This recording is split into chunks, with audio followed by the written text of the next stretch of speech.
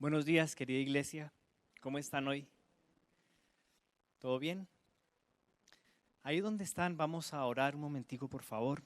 Señor Dios y Padre Santo, queremos darte gracias, Señor, por la oportunidad que nos das de congregarnos, Señor, de conocer tu voluntad, Padre Celestial, y te pedimos que seas tú, Señor, hoy hablando a nuestros corazones y que puedan ser transformados, Señor, por tu palabra. Te damos muchas gracias de nuevo, Padre Santo. En el nombre de Cristo Jesús oramos. Amén. Bueno, quiero contarles una historia que quizás ejemplifica un poquito el mensaje que queremos traer esta mañana. Imagínense un barco de guerra en la noche, nublada, y de un momento a otro el capitán de este barco divisa una luz y le dice a su soldado, su marino de comunicaciones: comuníquese con ese barco que está allá y dígale que se haga a un lado, que aquí va un barco, un acorazado de la marina más importante de todos los mares, que se quite, que se haga a un lado. Entonces envían mensaje: chan, chan, hágase a un lado, marina más importante del mundo. Y de vuelta la luz le dice: no me importa usted quién es, yo no me muevo. Entonces el comandante del barco le dice: dígale que soy el almirante MacGregor, que vamos en el acorazado y que llevamos material atómico, nuclear, y que nuestra bitácora es por este lado y que se tiene que hacer a un lado. Entonces le manda el mensaje: comandante MacGregor, atómico, hágase a un lado. Dice: no me importa quién es, yo soy Rodríguez y no me muevo porque soy un faro. Ante esta situación, ¿qué pasa en la mente de este oficial? Tiene que cambiar, ¿verdad? Y decirle a su contramaestre: 90 grados a estribor. Y hoy quiero hablarles del cambio de mente, de cambiar nuestro paradigma, la forma en que pensamos y tener una mentalidad de reino. Hace un momento leímos la parábola del hijo perdido, del hijo pródigo.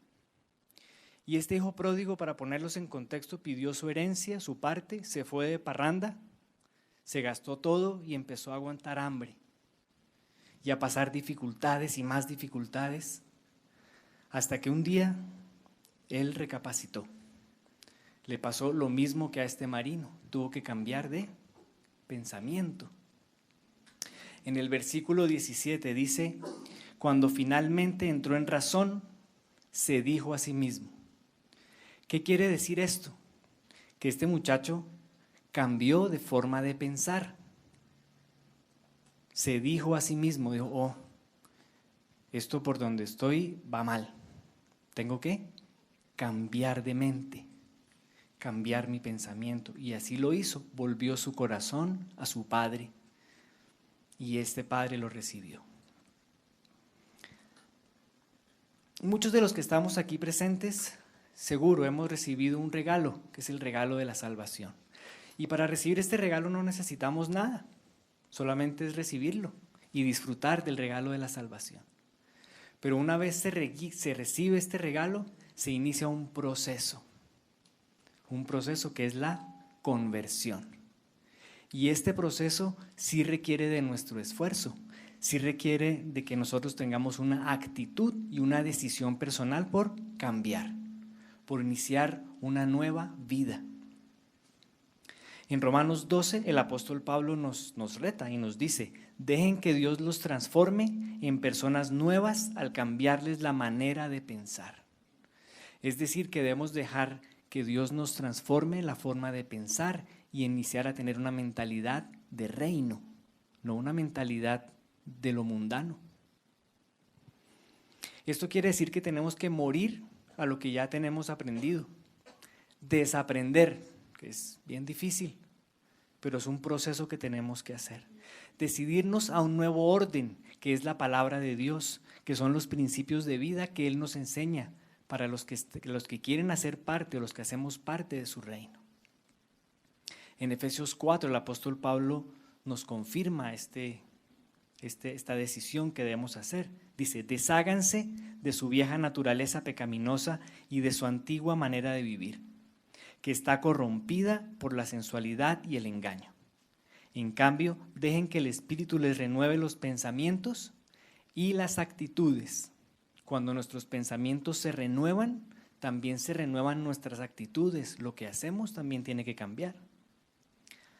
Entonces tenemos que dejar que el reino de Dios se exprese a través de nosotros. Y cuando permitimos que eso pase, allí llega el poder, podemos disfrutar de esa herencia del reino de Dios. Entonces, querida familia, hoy quiero mencionar 4 formas, 4 maneras en las que se puede manifestar o en las que se manifiesta la mentalidad de reino, que es a lo que queremos hoy ser confrontados, a desarrollar mentalidad de reino. La primera forma en que se manifiesta es que reconocemos quién es el rey. Es lo primero que tenemos que hacer. Y para esto, en la palabra de Dios encontramos en el Evangelio de Mateo más de 50 veces la palabra reino, más de 30 veces reino de los cielos o reino de Dios, y más de 7 veces rey o rey de reyes, refiriéndose a Jesús. Y cuando algo se repite tantas veces en la palabra de Dios es porque esto reviste una gran importancia. Es decir, que en todo el Evangelio de Mateo podemos ver quién es nuestro rey, y es Jesús. Por ejemplo, en Mateo 2:2, los reyes van en busca de Jesús porque vieron la estrella y ellos dicen, ¿en dónde está el rey de los judíos que acaba de nacer? Vimos su estrella mientras salía y hemos venido a adorarlo. Inclusive aquellas personas que no hacen parte del pueblo de Dios sabían o saben que Jesús es el rey. Ahora, en Apocalipsis 19 encontramos una descripción de Jesús, una descripción bellísima. Pero allí, en esa descripción, en Apocalipsis 19:16 dice, en la túnica, a la altura del muslo, estaba escrito el título, Rey de todos los reyes y Señor de todos los señores. Entonces aquí podemos comprender y entender quién es el rey. Y la mentalidad de reino se expresa cuando podemos entender quién es el rey. Y quiero traer un ejemplo de una persona que entendió quién era el rey. Y este es un centurión romano que tenía a su siervo enfermo. Este centurión acudió a Jesús para que él sanara a su siervo. Y cuando Jesús se dirigía a la casa de este centurión romano, una persona muy importante en esta ciudad de Capernaum, incluso había mandado a hacer una sinagoga para los judíos allí. Este centurión romano le envió un mensaje a Jesús. Miremos qué decía el mensaje. Lucas 7, versículos 7 y 8. Ni siquiera soy digno de ir a tu encuentro. Tan solo pronuncia la palabra desde donde estás y mi siervo se sanará. Lo sé porque estoy bajo la autoridad de mis oficiales superiores y tengo autoridad sobre mis soldados. Solo tengo que decir, vengan y ellos vienen. Vayan y ellos van. Y si te les digo a mis esclavos, hagan esto, ellos lo hacen. ¿Cuál es el principio de autoridad que este soldado romano entendía? Que Jesús tenía autoridad sobre la enfermedad de este siervo y que Jesús es el rey porque él tenía la autoridad y él como soldado entendía cómo funciona la autoridad que él tenía sobre él y bajo él. Es decir, que este oficial romano tenía mentalidad de reino. La segunda forma en la que se manifiesta una mentalidad de reino es cuando se confronta el pensamiento del mundo. Las personas que tienen mentalidad de reino confrontan el pensamiento de este mundo.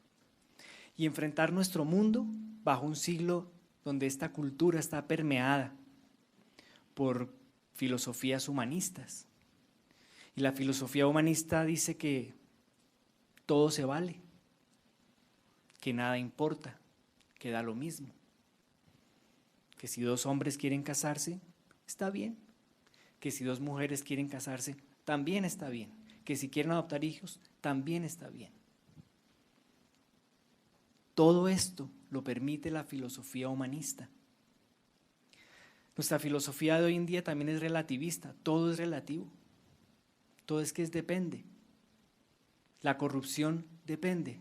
Fue que me obligaron, fue que me hicieron, fue que.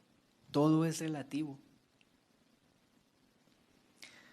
Nuestra mentalidad de hoy, nuestra filosofía es ocultista. ¿Cuántas personas consultan el café, el cigarrillo, el horóscopo?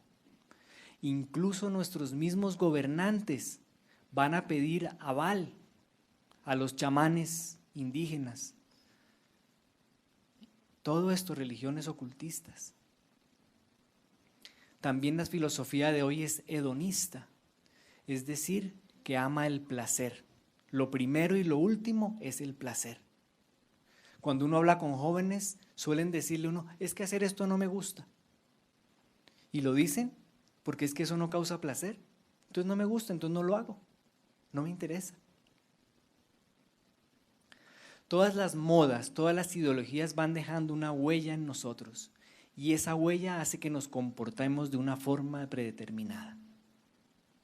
Pero el apóstol Pablo nos reta a cambiar eso. En Colosenses 2:8 nos dice, no permitan que nadie los atrape con filosofías huecas y disparatadas y disparates elocuentes, que nacen del pensamiento humano y de los poderes espirituales de este mundo y no de Cristo.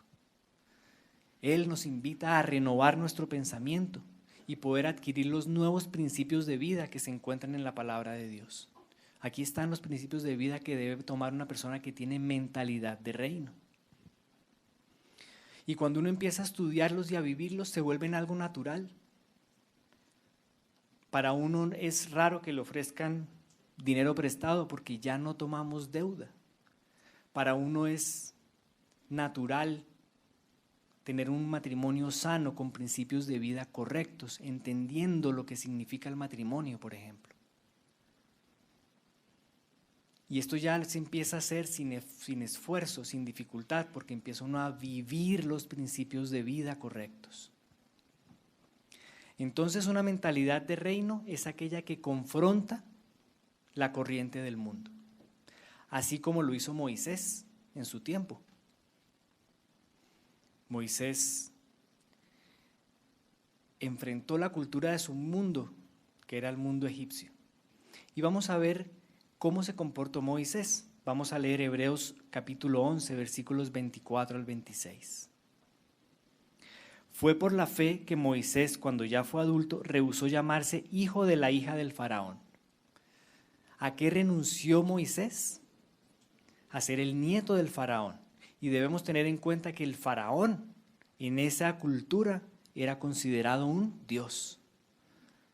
Es decir, que Moisés renunció realmente a la crema de la cultura egipcia.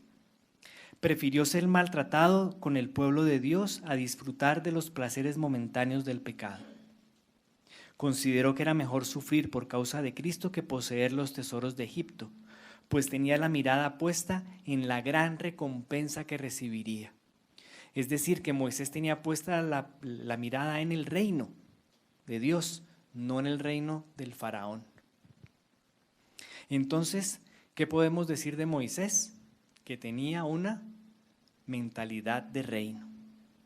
La tercera forma en que podemos ver una mentalidad de reino es porque no se aflige ante las circunstancias. Vamos a leer Lucas capítulo 12, versículo 22 en adelante. Todos nosotros vamos a tener aflicciones. La palabra de Dios nos enseña que todos tendremos aflicciones. Pero este pasaje nos muestra cuál debe ser nuestro comportamiento, cuál debe ser nuestra mentalidad durante ese tiempo de aflicción. Dice, Jesús, luego dirigiéndose a sus discípulos, dijo, por eso les digo que no se preocupen por la vida diaria, si tendrán suficiente alimento para comer o suficiente ropa para vestirse, pues la vida es más que la comida y el cuerpo más que la ropa. Miren los cuervos, no plantan ni cosechan, ni guardan comida en graneros, porque Dios los alimenta. Y ustedes son para Él mucho más valiosos que cualquier pájaro. ¿Acaso con todas sus preocupaciones pueden añadir un solo momento a su vida? Veamos que aquí habla de las preocupaciones. Y si por mucho preocuparse no se logra algo tan pequeño como eso, ¿de qué sirve preocuparse por las cosas más grandes? Miren cómo crecen los lirios, no trabajan ni cosen su ropa. Sin embargo, ni Salomón con toda su gloria se vistió tan hermoso como ellos. Y si Dios cuida de manera tan maravillosa las flores que hoy están y mañana se echan al fuego, tengan por seguro que cuidará de ustedes. ¿Por qué tienen tan poca fe? No se inquieten. Vamos los verbos que utiliza: no se preocupen, no se inquiete, no se angustie. No se inquieten por lo que van a comer o lo que van a beber. No se preocupen por esas cosas. Esas cosas dominan el pensamiento de los incrédulos y de todo el mundo. Pero su Padre ya conoce sus necesidades. Busquen primeramente el reino de Dios por encima de todo lo demás y Él les dará todo lo que necesitan.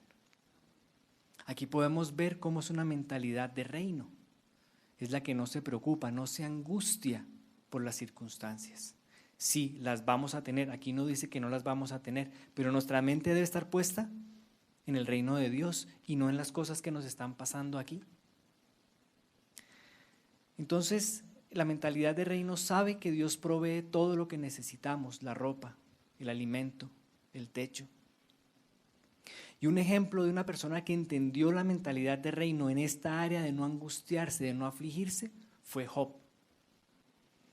Job era uno de los hombres más ricos en su momento, en su tiempo. Y él lo perdió todo: los asnos, los camellos, las ovejas, los graneros, las propiedades. Lo perdió todo, perdió sus hijos. Realmente Job se quedó sin nada. ¿Y ustedes saben qué dijo él cuando esto sucedió? Lo vamos a leerlo en Job capítulo 1, versículo 21. Desnudo salí del vientre de mi madre, y desnudo estaré cuando me vaya. El Señor me dio lo que tenía, y el Señor me lo ha quitado. Alabado sea el nombre del Señor. Es decir, que Job tenía una mentalidad de reino. La cuarta forma en que piensa una persona que tiene mentalidad de reino es que dirige su esfuerzo a la redención del hombre. En el Salmo 8, versículos 3 al 8, podemos ver qué significa el hombre para Dios, lo que es el hombre para Dios. Vamos a leerlo, hermanos. Cuando miro el cielo de noche y veo la obra de tus dedos, la luna y las estrellas que pusiste en su lugar, me pregunto: ¿qué son los simples mortales para que pienses en ellos? ¿Los seres humanos para que de ellos te ocupes? Sin embargo, los hiciste un poco menor que Dios y los coronaste de gloria y honor. Los pusiste a cargo de todo lo que creaste y sometiste todas las cosas bajo su autoridad. Los rebaños y las manadas y todos los animales salvajes, las aves del cielo, los peces del mar y todo lo que nada por las corrientes oceánicas. Esto nos muestra que cuando Dios hizo la creación, puso al hombre por encima de todo esto y que la importancia que tiene el hombre para Dios es enorme. Y Él ha hecho todo para redimirnos a nosotros. Y los que tenemos o los que tienen mentalidad de reino deben preocuparse por esa redención. El propósito del Señor es redimirnos a nosotros y que nosotros a su vez pongamos en práctica, en forma intencional, en forma honesta, esta redención. Que llevemos el mensaje a otros. Cumplir la gran comisión que Jesús nos dejó. Queridos hermanos, es muy importante que la iglesia saque ventaja de las manifestaciones artísticas, por ejemplo. Hace un mes larguito estuvimos viendo aquí, en este salón, el concierto de Cuenta Regresiva. Ellos han sacado provecho de la expresión artística para llevar el mensaje de la salvación a otras personas. Querida iglesia, nosotros tenemos que sacar provecho de las cosas culturales, de las actividades deportivas. Esta tarde tenemos el final de la Copa Sete Stud. Qué lindo poder llevar el mensaje de Jesús a través del deporte también. Tenemos que ser creativos.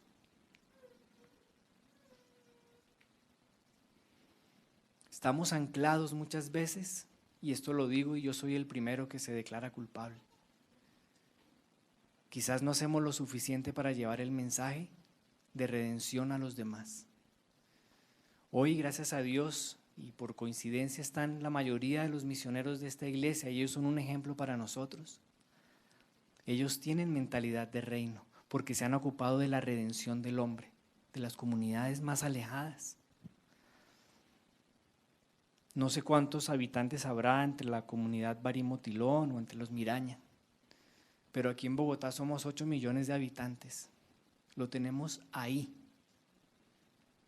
Millones de personas para llevarles el mensaje redentor.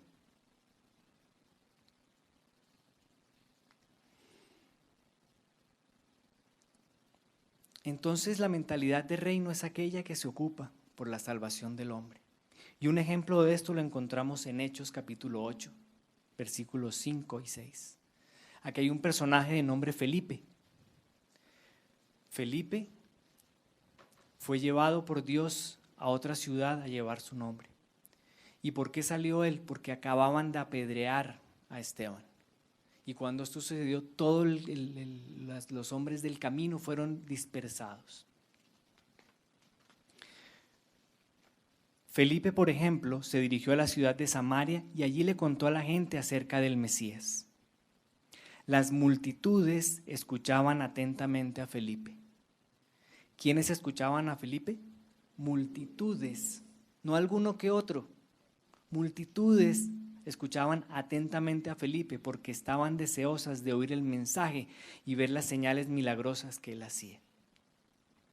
En el versículo 12 nos dice que muchas de estas personas se bautizaron. Es decir, que Felipe tenía una mentalidad de reino.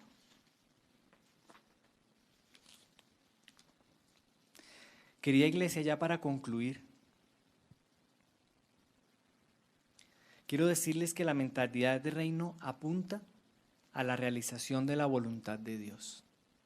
Es lo que nosotros tenemos que hacer. Cuando tenemos mente de reino, apunta a hacer la voluntad de Dios.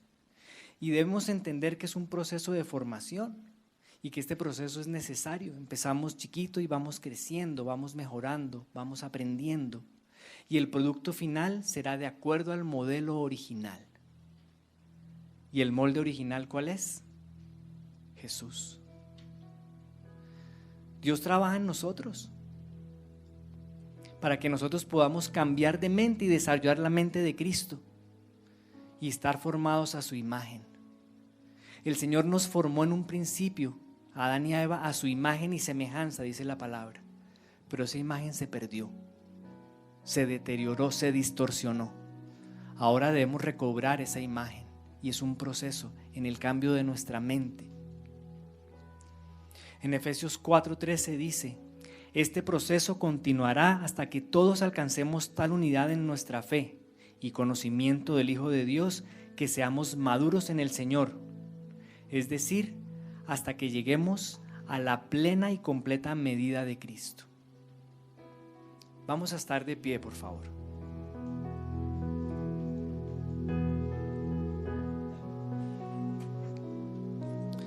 Pero querida familia, Jesús nos hace una aclaración y nos dice: no todo el que me llama Señor, Señor, entrará en el reino del cielo. Solo entrarán aquellos que verdaderamente hacen la voluntad de mi Padre que está en el cielo. Esta es una advertencia tremenda, porque es que yo me he preguntado, ¿será que yo soy de los que digo Señor, Señor? Y no hago la voluntad de mi Padre que está en el cielo. Y uno se pone a pensar. Yo me convertí al Señor hace 20 años y en esos 20 años he conocido muchos cristianos y uno puede ver en esos cristianos que realmente no han cambiado nada. No estoy hablando de ustedes específicamente, pero es que uno ve las personas y sí, van a la iglesia y dicen gloria a Dios y dicen Señor, Señor, pero no estamos haciendo la voluntad de Dios realmente.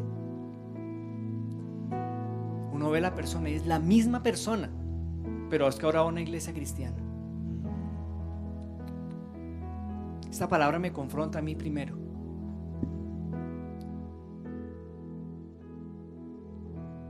Soberano Dios, Dios omnipotente, Rey de reyes,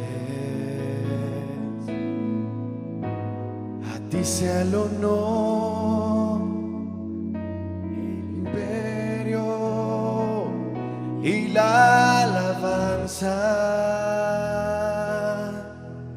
desde ahora y para siempre, por los siglos de los siglos. Exaltado seas tú, coronado seas tú, Señor Jesús, Señor Jesús, Señor Jesús. Ahora quiero dirigirme a las personas que quizás están aquí hoy por primera vez o que quizás no han hecho una decisión por Cristo. Estoy seguro que todos queremos ver ese reino, tener esa mentalidad de reino, ver ese reino de Dios. Para eso, lo primero que tenemos que hacer es recibir un regalo, que es el regalo de la salvación. No tenemos que hacer nada, solamente aceptarlo. Pero la palabra de Dios nos enseña que para aceptar ese regalo tú debes confesarlo con tu boca. Así que si alguno de ustedes quiere hacer hoy esta oración conmigo, ahí donde usted está, yo la hago y usted la repite allí donde usted está, y va a poder recibir este regalo de la vida eterna, de conocer el reino de Dios. Pero allí va a empezar un proceso. Señor Jesús, creo que tú eres verdaderamente el Hijo de Dios. Confieso que he pecado contra ti con mis pensamientos, mis obras y mis palabras. Te ruego que perdones todos mis pecados y que me permitas vivir una relación contigo a partir de este momento. Te recibo como mi Salvador personal, aceptando la obra que hiciste en la cruz. Amén. Señor, te doy gracias por este tiempo, Padre Santo. Y te pido, Señor, que seas tú transformando nuestras mentes. Que esta semana que empieza, Señor, podamos vivir conforme a lo que tu palabra nos enseña, Señor. Ponemos, Señor, este día en tus manos y el resto de esta semana, Padre Celestial. Te damos muchas gracias por esta congregación. En el nombre de Cristo Jesús oramos. Amén.